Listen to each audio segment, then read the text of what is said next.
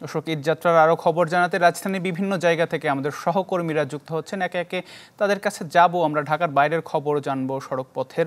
একটু শুরুতে চলে যেতে চাই কমলাপুর রেল স্টেশনে। আশেকিন প্রিন্স আছেন সেখানে। প্রিন্স, কি অবস্থা দেখছেন সেখানে? যাত্রী চাপ কেমন এবং ট্রেন আসলে শিডিউল বিপর্যয়ের কোনো খবর পেয়েছেন কিনা এখন পর্যন্ত?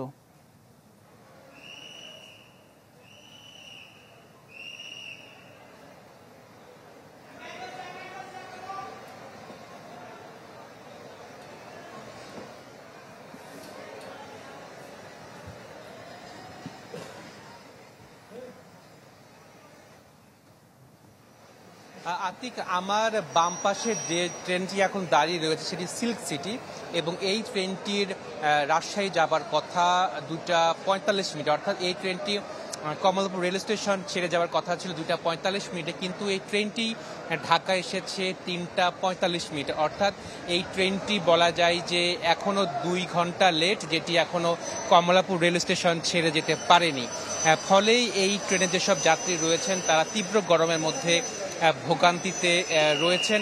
যখন এই ট্রেনটি প্ল্যাটফর্মে এসে প্রবেশ করে তখন এই ট্রেনের যাত্রীরা হুড়োহুড়ি করে এই ট্রেনে উঠেছেন, ফলে একটি বিশৃঙ্খল পরিস্থিতি তৈরি হয়। তবে এখন কিন্তু সব যাত্রীরা ট্রেনে প্রবেশ করেছেন, ফলে এখনকার পরিস্থিতি স্বাভাবিক রয়েছে। তবে ট্রেনের ভিতরে অনেকে দাঁড়িয়ে রয়েছেন এবং ট্রেনের যাত্রীদের সাথে আমি কথা বলেছি, তারা বলছেন যে ভেতরের পরিবেশ খুবই অসহনীয়, প্রচণ্ড গরম রয়েছে। এছাড়া আরেকটি ট্রেন যেটি চট্টলা এক্সপ্রেস, যেটি ছেড়ে যাওয়ার কথা ছিল 1:45, সেই ট্রেনটি প্রায় 1.5 ঘন্টা দেরিতে ছেড়ে গিয়েছে। আতিক, আপনাকে জানিয়ে রাখি যে সকালের দিকে প্রত্যেকটি ট্রেন প্রায় সঠিক সময়ে ছেড়ে গেলেও বিকেল বেলাতে এসে ট্রেন সঠিক সময়ে ছেড়ে যেতে পারছে না, ফলে যাত্রীদের মধ্যে ভোগান্তি রয়েছে। এছাড়া সিল্ক সিটি এই ট্রেনটিতে অনেক যাত্রী ছাদে ওঠার চেষ্টা করেছিলেন, কিন্তু আইন শৃঙ্খলা বাহিনীর সদস্যরা সেই সব যাত্রীদের যারা ছাদে উঠেছিলেন তাদের নামিয়ে দিয়েছেন। নগদে 500 টাকা বা তার বেশি পেমেন্টে পেতে পারেন ঢাকায় জমিসহ 20 কোটি টাকার পুরস্কার। তো বলা যায় যে এখন পর্যন্ত যে ট্রেনের যে দুটি ট্রেনের শিডিউল ঠিক মতো ছেড়ে যায়নি, ট্রেন ঠিক মতো ছেড়ে যায়নি, ফলে ট্রেন যাত্রীরা ভোগান্তিতে রয়েছেন। তবে রেল কর্তৃপক্ষ তারা দাবি করছেন যে রেল যে যাত্রা, সে যাত্রাটি স্বাভাবিক অবস্থাতে রয়েছে এবং রেল যাত্রীদের যাত্রা নির্বিঘ্ন এবং নিরাপদ করতে তাদের পক্ষ থেকে প্রয়োজনীয় সব ধরনের ব্যবস্থা নেওয়া হয়েছে বলে রেল কর্তৃপক্ষ দাবি করেছে। আতিক। জি প্রিন্স, আপনি থাকুন সেখানে। এবার একটু আমরা গাবতলী বাস টার্মিনালে চলে যেতে চাই। আমাদের আরেক সহকর্মী আশরাফুল আলম আকাশ সেখানে রয়েছেন। আকাশ, একটু জানাবেন গাবতলী বাস টার্মিনালে ঘরে ফেরা মানুষের চাপ কেমন দেখছেন? যাত্রীদের কোনো অভিযোগ রয়েছে কিনা বাড়তি ভাড়া নিয়ে? আতিক, ঈদযাত্রার যে গাবতলী বাস টার্মিনালের আমরা প্রতিবার যে চিত্রটি দেখি, এবার আসলে একটু ভিন্ন চিত্র দেখছি। বলা যায় যে কি ঈদের সময়ও যে ধরনের চাপ আমরা আসলে শেষ মুহূর্তে দেখেছিলাম, তবে কোরবানের এই সময়ে এসে গাবতলীতে তার চিত্রটা সম্পূর্ণ ভিন্ন। এখন দেখছেন আজকে সরকারি ছুটির দিন এবং ঈদের ছুটিও শুরু হয়েছে অনেক ক্ষেত্রে। সেই হিসাবে কিন্তু গতকালকে কিছু যেমনটা চাপ ছিল সন্ধ্যার পর, আজকে কিন্তু সকাল থেকে কিন্তু গাবতলী বাস টার্মিনালের চিত্রটা একই দেখছি আমরা। খুব যাত্রীদের চাপ যে আছে তা কিন্তু নয়। এখানে যারা যাত্রীরা আছেন তারা কিন্তু পরিবার পরিজন নিয়ে এই গাবতলী স্টেশনে আসছেন। অনেকেই আগে থেকে টিকিট কেটে রেখেছেন, আবার অনেকে এখানে এসে টিকিট কেটে নির্দিষ্ট সময়ে কিন্তু বাসে চড়তে পারছেন। তো বলা যায় যে কি গাবতলী বাস টার্মিনাল সহ আশপাশে যে টার্মিনালগুলো আছে সেখান থেকে যে বাসগুলো ছাড়ছে নির্দিষ্ট সময়ে ছাড়ছে, অনেক ক্ষেত্রে যাত্রীদের জন্য হয়তো বা কিছুক্ষণ অপেক্ষা করতে হয়, সেই হিসাবেই তারা কিন্তু নির্দিষ্ট সময়ে তাদের বাসগুলো ছাড়ছে। আর মহাখালী এবং যে সায়দাবাদের বাস টার্মিনাল, এখানকার যারা জানালো যে যখন থেকে পদ্মা সেতু আসলে হয়েছে তখন থেকে এই গাবতলী বাস টার্মিনালের আগে যে ধরনের চাপ থাকতো যাত্রীদের সেটি অনেকটাই কমে এসেছে। এখন বলা যায় যে কি ভাগাভাগি করে পদ্মা সেতুর কারণে উত্তরবঙ্গের যে যাত্রীরা সেটা আসলে অনেক অংশে যে সেই চাপের সক্ষমতা এখন আর নেই।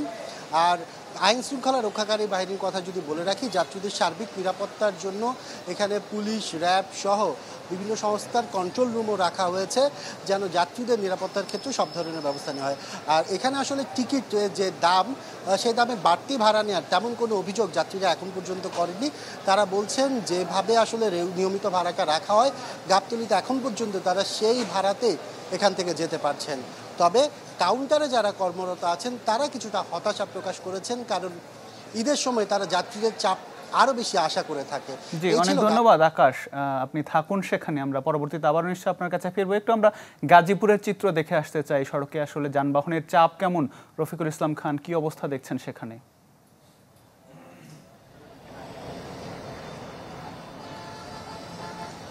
আতিক, গেল 24 ঘন্টা পার হয়ে গেল ঢাকা টাঙ্গাইল মহাসড়কের চন্দ্রমুরকে কেন্দ্র করে যে যানবাহনের দীর্ঘ সারি এবং যাত্রীদের যে ভোগান্তি সেটি কিন্তু এখনও রয়েছে। এবং আজকে যে কিছু শিল্প কারখানা ছুটি হয়েছে, দুপুরের পর থেকে আরও কিন্তু মহাসড়কে যাত্রী এবং যানবাহনের যে ভিড় রয়েছে সেটি রয়েছে। আপনাকে যদি একটু দেখায় তাহলে দেখতে পাচ্ছেন যে ফ্লাইওভারের উপরে এবং নিচে দুই পাশে কিন্তু যানবাহনের লম্বা সারি, গতকাল থেকে কিন্তু এই লম্বা সারি রয়েছে, সেটি এখন রয়েছে। সময় যত বাড়ছে ততই কিন্তু গাড়ির সংখ্যা বাড়ছে এবং যানবাহনের যে লম্বা লাইন, সেই লম্বা লাইনও কিন্তু বাড়ছে। এই মুহূর্তে মূলত যারা রাজধানী ঢাকা থেকে রওনা দিবেন, বিশেষ করে যারা গাবতলী থেকে আসবেন, তাদেরকে কিন্তু কমসে কম জিরানী বাজার পার হলেই এই লম্বা লাইনে পড়তে হবে। চন্দ্রামুর পার হতে গেলে কমসে কম 2 ঘন্টা তাদেরকে অপেক্ষা করতে হবে। আর যারা রাজধানী মহাখালী থেকে গাজীপুর চৌরাস্তা হয়ে আসবেন, তাদেরকে কিন্তু শফিপুর বাজার পার হয়েই তাদেরকে যানজটে পড়তে হবে। তারপরে চন্দ্রামুর পার হয়ে যাওয়ার পর খারাজোড়া পার হলে এই সমস্ত গাড়িকে কিন্তু আর কোনো বেগ পেতে হয় না। এরপরে কিন্তু রাস্তা ফাঁকা রয়েছে এবং অনায়াসে তারা যেতে পারছে।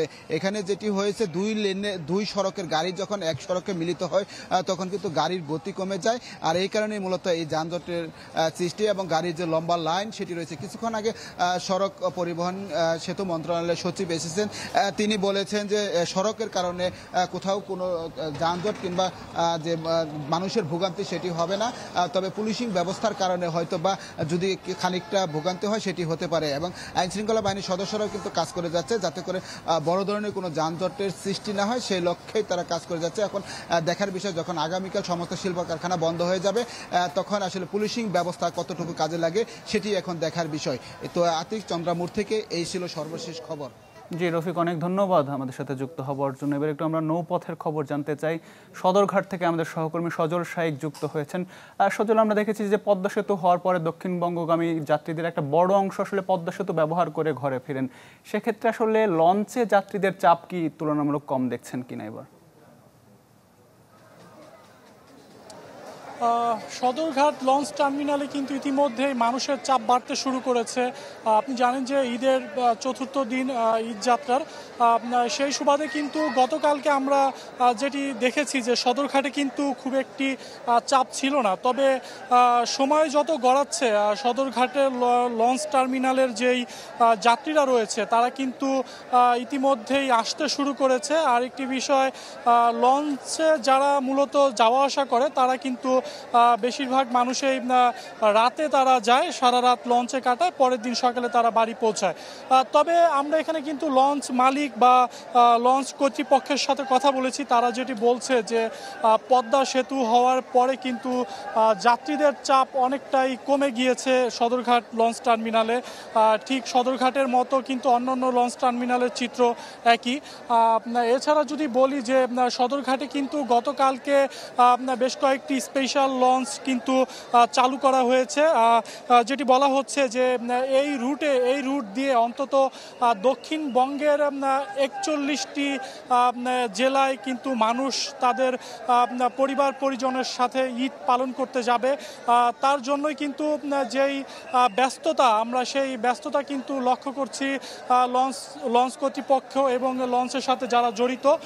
তবে মানুষের সাথেও কথা বলেছি, তারা যেটি বলছে যে বাড়তি ভাড়ার বিষয়টি, আমি মানুষের সাথে কথা বলেছি যাত্রীদের সাথে, তারা যেটি বলছে যে বাড়তি ভাড়া নেওয়া হচ্ছে না, তবে আনুষঙ্গিক কিছু ভাড়া রয়েছে যে সকল ভাড়া কিন্তু যাত্রী সাধারণের কাছে থেকে আদায় করা হচ্ছে। এবং তারা আরও যেটি বলছে যে তারা বলছে যে যানজট এড়ানোর জন্যই কিন্তু লঞ্চকে তারা বেছে নিয়েছে।